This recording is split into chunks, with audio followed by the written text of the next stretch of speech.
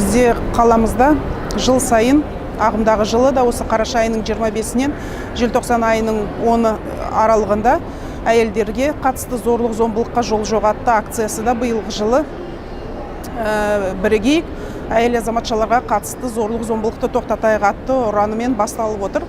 Бұл акция, жалпы акция барысында әйел азаматшаларға қатысты 16 күн атты акциясында 16 күн бойы осы қауымды, жұртшылықты телеарналар арқылы, сонымен қатар баспасөз қызметтері арқылы өзіміздің тарапымыздан жұртшылықтың барлығын заң жағынан, профилактика жағынан хабардар ету болып табылады.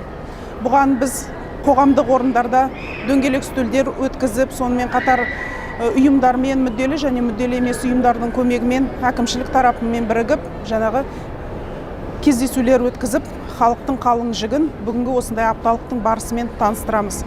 Жалпы бастапқы жұмысымыздың бірі бұл осы біздің қаламыздағы Осипенко 5 мекенжайы бойынша орналасқан әйел мен тұрғылықты үй жайы жоқ әйел мен баланы бейімдеп оңтайландыру орталығындағы әйел азаматшаларға құқық жағынан, заң жағынан көмек көрсету болып табылады. Сонда түсіп жатқан азаматшаларға қол ұшымызды береміз, көмек көрсету болып табылады. Сегодня мы запускаем акцию 16 дней против насилия женщин, стоп насилию. Поэтому наш кризисный центр сегодня находится по адресу Камзина 20/1. У нас живут женщины, которым мы оказываем психологическую, юридическую, социальную помощь, где они проходят адаптацию со своими несовершеннолетними детьми. Эти женщины все прошли через бытовое насилие, поэтому вот за помощью они к нам обратились. И все рады, что у нас в городе есть такой центр. Здравствуйте, участники, здравствуйте, все присутствующие. Как вы знаете, на территории Павлодарской области проводится акция «16 дней без насилия в отношении женщин».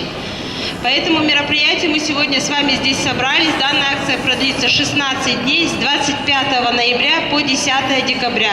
Просим вас принять активное участие в данной акции. И если вы стали свидетелем бытового насилия, просим вас не оставаться в стороне и позвонить по телефону 102. Құрметті қала тұрғындары, құрметті осында қатысушылар, мен зорлық зомбылыққа қарсымын деген акциясына біз қосылғанымызға қуаныштымыз.